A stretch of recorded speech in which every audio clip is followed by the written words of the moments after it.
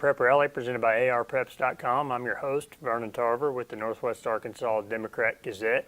Fun week of basketball action around this area. Let's get right to it. Some action last night in 7A West. You had Springdale Harbor continuing to roll in the West. On the boys' side, they stay perfect in conference play with a 75-49 win. So really it's looking like the Wildcats are going to be the team to beat in that conference. Bentonville, they get a win. They're staying right behind them. But Harbor, we're kind of calling them that team in the West. In 4A, it's Pea Ridge just rolling along. They get it done against Gentry last night.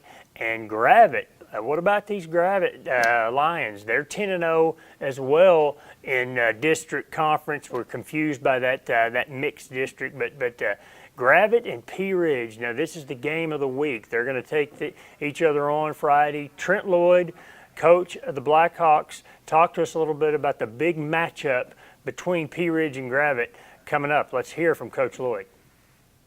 You know, they're talented. They're really long, athletic, well coached. Coach Bush does a great job with those guys. So, we know we got our hands full. It's going to be a great atmosphere Friday night at Gravette, and I know our guys are excited about it. I've got some films on them, and I've seen them play a little bit. And yeah, they've got kids that can score. They do a great job defensively. They're long, so we know that we're going to have to, really play extremely well to have a chance to beat those guys.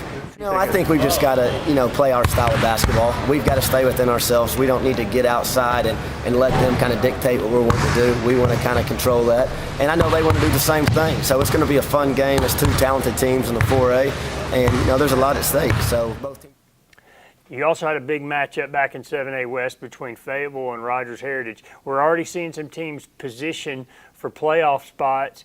Heritage 50-46 at Fayetteville. Dawson Peak with really the clinching three-pointer as Fayetteville was kind of, paying so much attention to Seth Stanley. He was the guy that scored all the points. They find Dawson Peak open for the big three-pointer, broke a tie, and Dawson talks to us. He had the big game-winning shot under a minute to play, broke the tie for a 46-43 lead. Heritage holds on Tuesday night for that big win. Here's Dawson talking to us about those War Eagles getting that big win at Fayetteville. I see my teammate drive to the lane, and he's seen me in the corner, and he has faith in me, so I took the shot. I thought that helped us take control of the game, but with the help of my teammates and some good free throws, we took control of the game. This is a very big win for us. We felt it was a game that we needed to have, so we're become strong our next couple games at home, and we're happy about it. In 7A West girls, Fayetteville, they're clearly the team to beat. I mean, they're winning games by an average of about 35 points in conference play over Heritage last night. It's just, they're too deep for these other teams. They're talented when they roll out 5, then they're rolling out 10, then they're rolling out 15, and it's just strength in numbers. And they got talented D1 players, and some of these young teams up here in the 7A West just can't keep up. They do it to Heritage last night. But there's some surprises in this league. Springdale, one of them. Heather Hunsucker spoke to us about, 3 straight wins in a row in conference. Let's talk to Coach Hunsucker about some things that have been going right early in the season for the Lady Red Dogs. I couldn't have asked for a better start, honestly. I thought that, at home against Heritage, going to Harbor, I thought we played really tough and really hard on the road. And then to get another road win, you say protect your home, get some on the road, and I feel now that we've got a couple on the road. But those next few games, as you know, are just like looking at any schedule. It's really, really tough. We've got 2 seniors that are doing a great job, that are leading our locker room. Haley Dugan has played almost every game since she's been a sophomore, and she's helping me grow them up. And then Lakeisha Davis is our other senior. She's really our energy person, but our sophomores are feeding off that leadership, and you just really see them thriving. They're really starting to thrive. Now, Springdale did battle Bentonville Tuesday night and came up a little bit short. So you do have some teams like Bentonville, Springdale, Harbor, Van Buren. They're all going to be chasing Rogers. Let's not forget the Lady Mounties. They're all going to be chasing Fayetteville in that 7A West. So that's going to be fun to watch on the girls' side. You've got a team in 5A that we're really going to be paying close attention to, and that's Farmington. The Lady Cardinals continue to roll, got a 1-point win at Alma, and that keeps them in great shape in conference play. Speaking of Farmington, Matt Wilson, he does it again, folks. He goes for 49 points a couple weeks ago. That's a school record.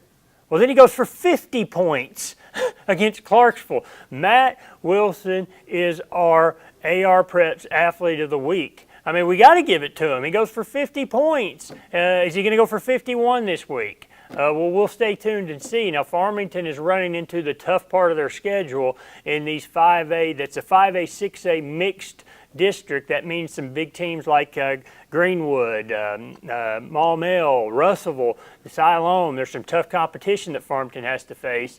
They ran into a tough one the other night against Alma. But Matt Wilson leading the way. He's got to be leading the state in scoring, right? I mean, he's going for 49, 50 a game. So congratulations to Matt, our AR Preps Athlete of the Week. And finally, another congratulations, Max Preps. They go around the country. Their traveling championship trophy they hand out, and they did that the other night at Fayetteville as they hand these out to their top 25 teams in the country. And they did that for football to Fayetteville as they honored them as one of their final top 25 teams in the nation at the end of the football season. Went out there, awarded the trophy to Fayetteville. Fayetteville didn't have a head coach to accept the trophy as they're still looking for a replacement for Bill Blankenship, but everybody else, all the other coaches were there, some players, so congratulations Fayetteville on that honor. And stick right here with us, arpreps.com, all our Twitter feeds. We'll be here every week on Prep Rally.